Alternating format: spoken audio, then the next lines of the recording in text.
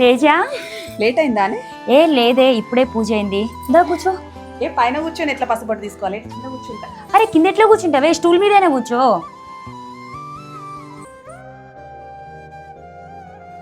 అదేంటే స్వాతి, నీకేం లేదని నాకు తెలుసు. నలుగురికి తెలియాలని చెప్పి ఇలాంటి చీర కట్టుకొని వచ్చినావా? పసుపు పొట్టుకు వచ్చేటప్పుడు కొంచెం మంచి చీర కట్టుకొని రావాలని తెలియదా నీకు? అదేంటే సిరి అలా అంటున్నావు? ఈసారి కూడా బానే ఉంది కదనే. సరే సరేలే, ఏదో ఒకట్లే, వచ్చి కూర్చో. ఆగు స్వాతి, సిరి లోపలికి వెళ్ళి స్టూల్ తీసుకురాపో. స్టూల్ ఎందుకు తేజ? స్వాతికి కింద కూర్చోడం అలవాటే, నువ్వు కూర్చో స్వాతి.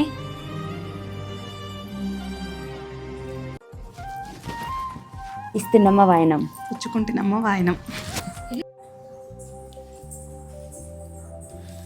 సిరి, ఏమైందే? ఏంటే నువ్వు? నాకేమో పట్టు బట్టలతో వాయనం ఇచ్చినావు, స్వాతికేమో బ్లౌజ్ పీసులు తీసుకొచ్చినావు.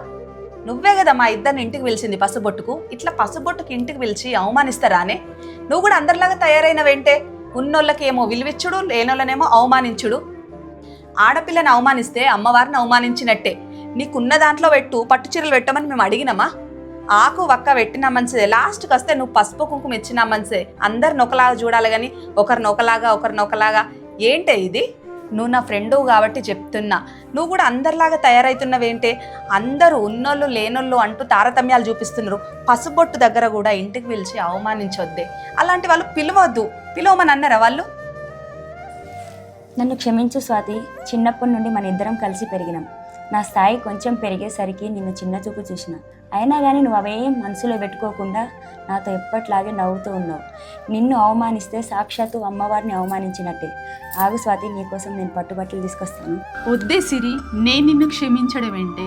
నువ్వు నన్ను అర్థం చేసుకున్నావు, అంతే చాలే.